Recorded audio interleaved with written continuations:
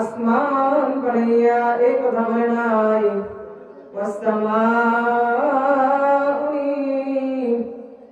আমি আল্লাহ আসমান বানাইয়া এই কথা বলি নাই, আসমান আমি আল্লাহ।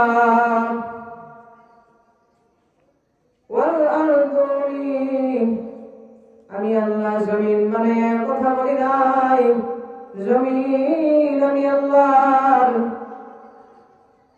এইভাবে চন্দ্র সূর্য বানাইয়া আল্লাহ পাক রব্বুল আলামিন এই কথা বলে নাই যে ওয়াশ-শামসু ওয়াল কমারু, চন্দ্র সূর্য আমি আল্লাহ বানাইয়া এই কথা বলি নাই, চন্দ্র সূর্য আমি আল্লাহ। পক্ষান্তরে আল্লাহ পাক রব্বুল আলামিন শুধু মানব জাতিকে বানাইয়া এই কথা বলেছেন যে কুল ইয়া আবদি,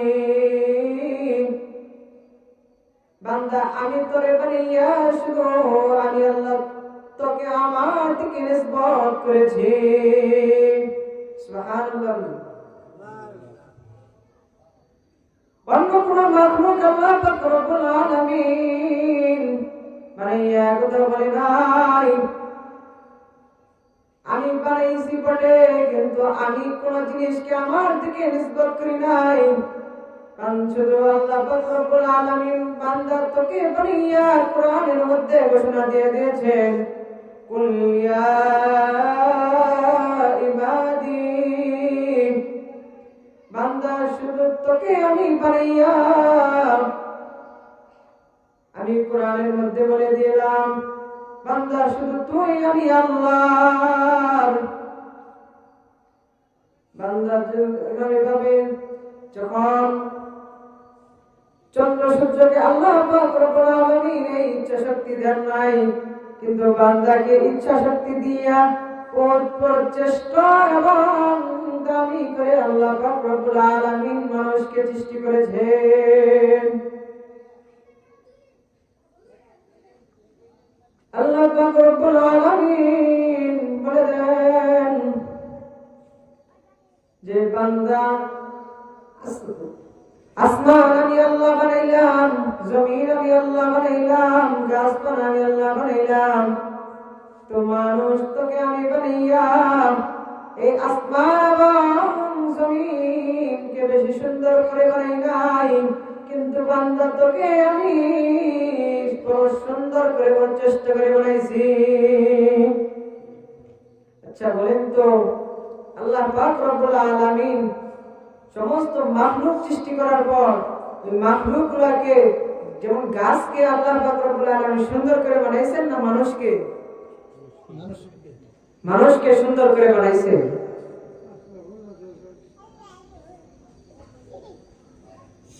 বান্দা যখন নাফরমানি করে রে গোলাম, তখন সমস্ত মাখলুক আমার আল্লাহর কাছে বর্দা করে, ফেরেশতারা বলতে থাকে আল্লাহ তোমার এই মাখলুক তোমার এত বড় নিয়ামত পাইয়া তোমার নিয়ামতের মধ্যে থাইকা তোমার নাফরমানি করতেছে, আল্লাহ তুমি তাকে ধ্বংস করে দাও। এরভাবে আসমান আল্লাহর কাছে বর্দা করতে থাকে, ও মালিক তোমার গোলাম তোমার নাফরমানি করে, তোমার নিয়ামতের মধ্যে থেকে তোমার নিয়ামতের মধ্যে ডুবে থাকে, তারপরেও তোমার নাফরমানি করে, তোমার দেওয়া আদেশ তোমার দেওয়া হুকুম অমান্য করে। এই বলে আসমান আল্লাহ তাআলার কাছে ফরিয়াদ করতে থাকে, রে গোলাম। আসমান আল্লাহ তাআলার কাছে বলে, ও মালিক তুমি আমার অনুমতি দিয়ে দাও, আমি ওই তোমার নাফরমান বান্দাকে আসমান থেকে পানির বৃষ্টি দিব না, আগুনের বৃষ্টি দিয়া তোমার নাফরমান বান্দাকে ধ্বংস করে দিব।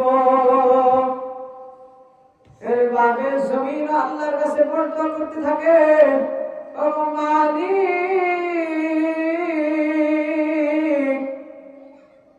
আমাকে অনুমতি দিয়া দিন, তোমার ওই নাফরমান বান্দাকে আমি জমিনের তলদেশে নিয়ে ধ্বংস করে দিব। আমার আল্লাহ যখন বান্দার দিকে মায়ার নজরে তাকায়, তখন ওই গোলামকে আগের দিনের তুলনায় পরের দিন ভালোভাবে চলার মতো সুযোগ করে দেয়। সুবহানাল্লাহ বলি। বান্দা আল্লাহ পাক রব্বুল আলামিনের নিয়ামতের মধ্যে থেকে নাফরমানি করলেও আল্লাহ পাক রব্বুল আলামিন ওই বান্দাকে আগের দিনের তুলনায় পরের দিন আরো ভালোভাবে চলার মতো সুযোগ করে দেয়া দেয়।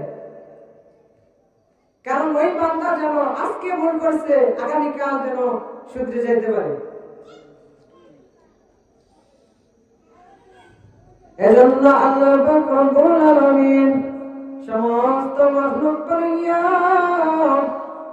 এই কথা ঘোষণা করে নাই, বান্দা আমি তোরে বানাইয়া শুধু এই কথা বলে দিয়েছি,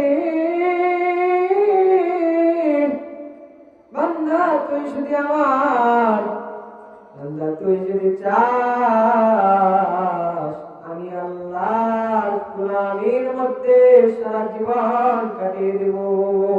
আমি আল্লাহ তোর মধ্যে এই ইচ্ছা শক্তি দিয়ে দিয়েছি,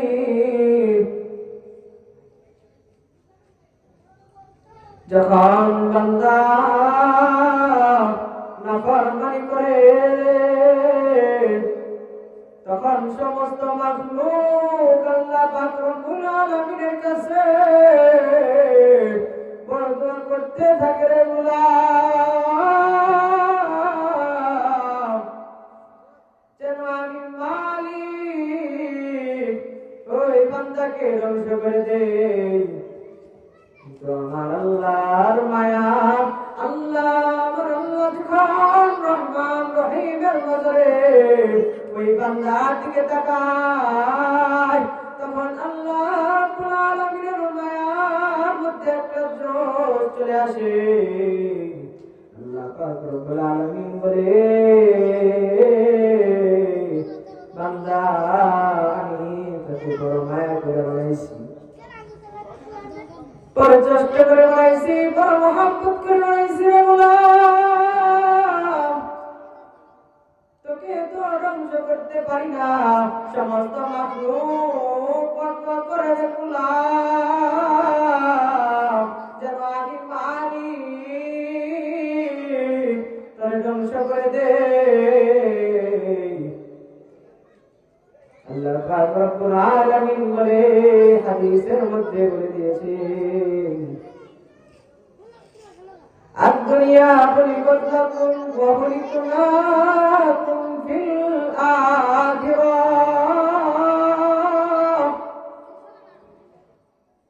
বান্দা যখন তুমি ইবাদতের মাধ্যমে, ঈমান নামক মহান দৌলতের মাধ্যমে গোটা জীবনকে সাজিয়ে নিবে,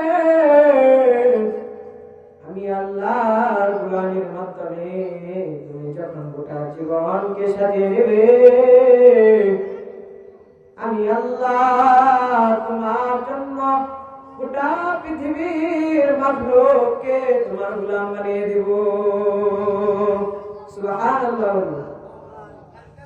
কেউ যদি আল্লাহ পাক রব্বুল আলামিনের হয়ে যেতে পারে, আল্লাহ পাক রব্বুল আলামিন গোটা পৃথিবীকে তার গোলাম বানিয়ে দিবে, তার কোনো কিছুর অভাব থাকবে না।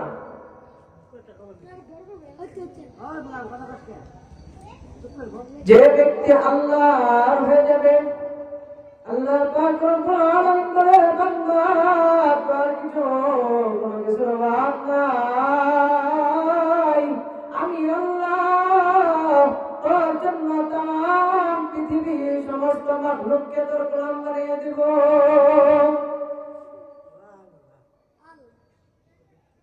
এটা বলার জন্য বাহিরের দেশের কোন উদাহরণ আমি দিব না, আমাদের বাংলাদেশের পটিয়া মাদ্রাসার একজন হুজুরের উদাহরণ দিব।